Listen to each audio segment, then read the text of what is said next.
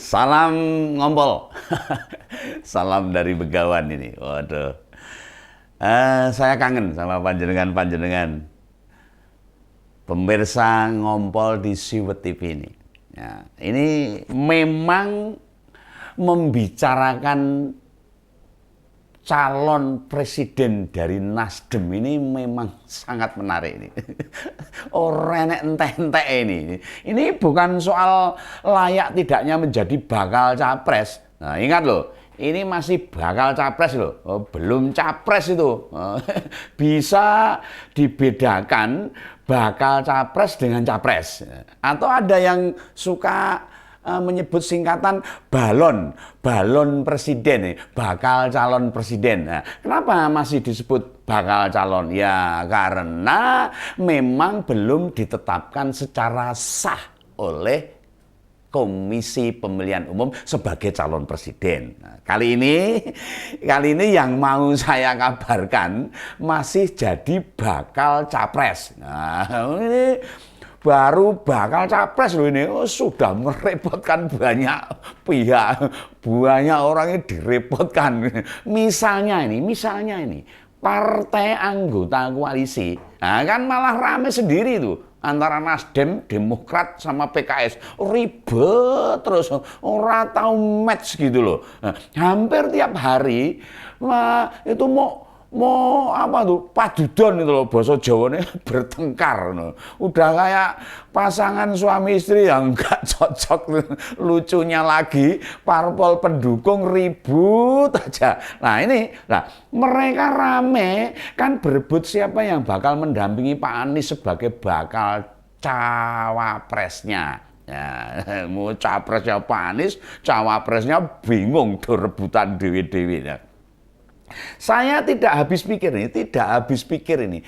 Pak mantan Mendikbud itu bisa tidak merasa terbebani dengan keributan parpol pendukungnya itu loh. Nah, berarti bagi dia dianggap itu dinamika. Walah Pak, ini dinamika dan konflik itu jelas berbeda no. Dinamika dengan konflik itu beda banget. Ini yang harus kita cermati. Nah, hati-hati loh memilih orang yang tidak bisa membedakan antara konflik dan dinamika ini. Oh, kayak gitu aja orang paham mau jadi apa negara kita ini. Walah, iso hancur ini. Kayak gini aja tidak paham. Nah, ini malah saya lupa ini. Ini loh.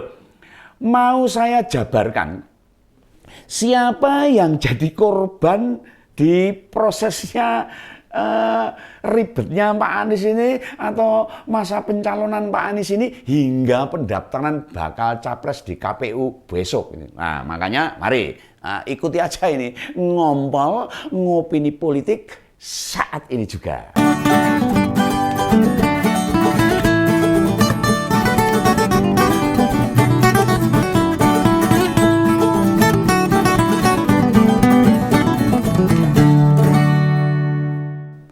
Sudah ada 4 nama yang harus melepaskan jabatan atau dilepas jabatannya, yang ini suka tidak suka, mau tidak mau, ini karena ulahnya Pak Anies ini. Orang pedulinya Pak Anies ini gara-garanya Pak Anies ini. Nah, pertama itu ada nama Pak Sudirman Said. Nah, beliau itu jabatan terakhir menjadi komisaris utama Transjakarta. Nah, karena Pak Sudirman ini orang kepercayaannya Pak Anies, begitu lengser dari gubernur pada Oktober 2022, Pak Sudirman menyusulnya. Dia resmi mengirimkan surat pengunduran diri dari komisaris utama Transjakarta. Nah, surat sudah diserahkan pada akhir 2022. Nah, pada awal tahun ini terbit surat persetujuan pengunduran diri tersebut. Wah, dipenuhi pengunduran diri terpenuhi. Nah, satu korban dulu. Nah, rupanya bukan hanya di Transjakarta, Pak Sudirman Said mundur. Dia itu di Palang Merah Indonesia juga melakukan hal yang sama. Di PMI itu, dia mengajukan permohonan nonaktif dari jabatan Sekretaris Jenderal Palang Merah Indonesia. pimpinan Bapak Yusuf Kala itu loh. Nah, permohonan nonaktif ini disampaikan dalam rapat pleno pengurus PMI Pusat. Kita tahu loh, Pak Sudirman ini masuk dalam tim kecil yang dibentuk koalisi perubahan Demokrat, PKS, dan Nasdem. Nah, posisinya mewakili bakal calon presiden di tim itu. Tetapi karena tidak ada progres signifikan, kita belum pernah mendengar apa yang sudah berjalan di tim itu dari mulutnya Pak Sudirman. Orang tahu ngerti, ngomongnya apa belas, tidak pernah terdengar. Yang kedua, ada nama Tata Ujiati.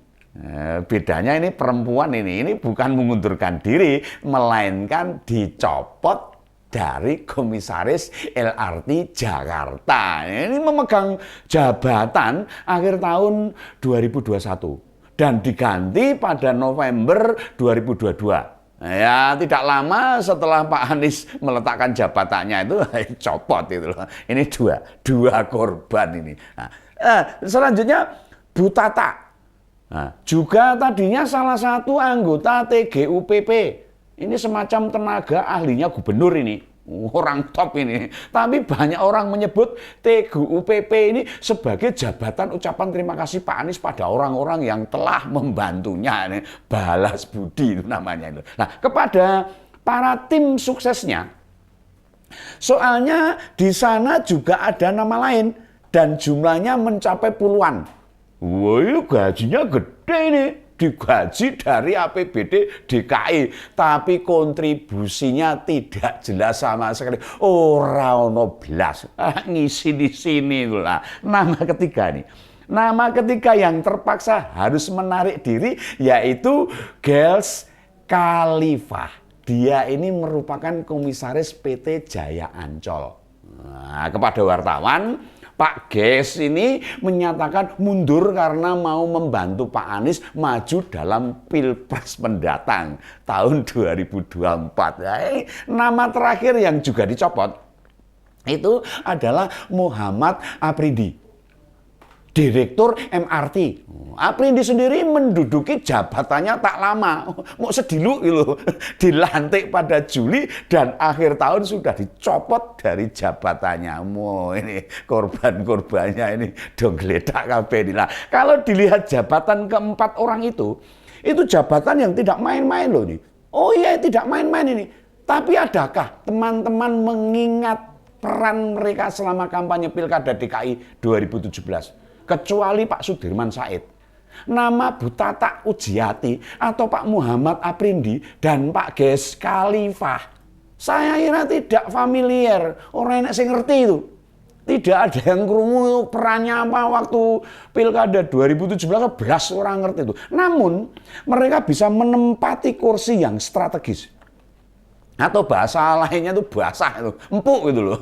Banyak rezekinya ini. Nah, benarkah karena kemampuan mereka? Nah ini, mari ya, kita lihat aja. Pak Afrindi sendiri lama melintang di berbagai jabatan BUMN. Seperti Pak Sudirman Said, tentu dengan latar belakang mereka, mengelola BUMD akan jauh lebih ringan. Ini karepe mereka itu. Tapi ternyata ya belas, nggak ada kontribusinya, marahi gelotok loh. Tetapi mengapa mereka dicopot dari jabatannya? Nah, bisa jadi mereka sekarang berada di belakang layar untuk membackup banyak aktivitas Pak Anies. Tapi benarkah begitu?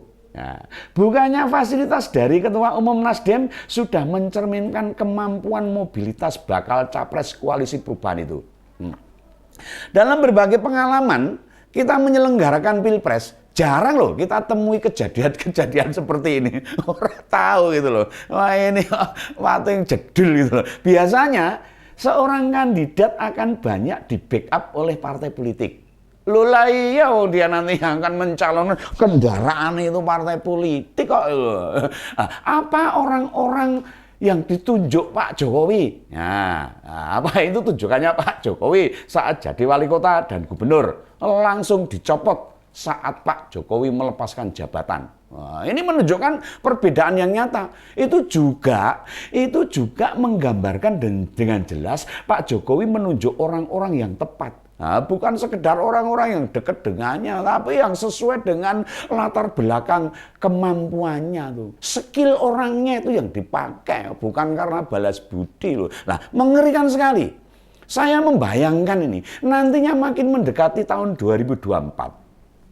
Kemudian ada orang-orang yang rela melepaskan jabatan karena mendukung orang lain maju sebagai calon presiden. Dan seperti di awal saya bilang nih, sudah mau masuk bulan kelima nanti ya, lihat aja nih, Pak Anies bakal dicapreskan Nasdem. Tidak ada progres signifikan nih. Bahkan cakar-cakaran. Parpol anggota koalisi malah makin seru jadi tontonan masyarakat. Sikut sana, sikut kiri, kerah dewe-dewe itu nanti. Nah, lihat aja ini. Tambah lucunya lagi. Tambah lucunya lagi, pemberitaan konflik anggota parpol koalisi benar-benar dicuekin oleh Pak Anies. Oh, Pak Anies orang gagas itu. Pak dua-dua orang peduli, pokoknya dia jalan terus.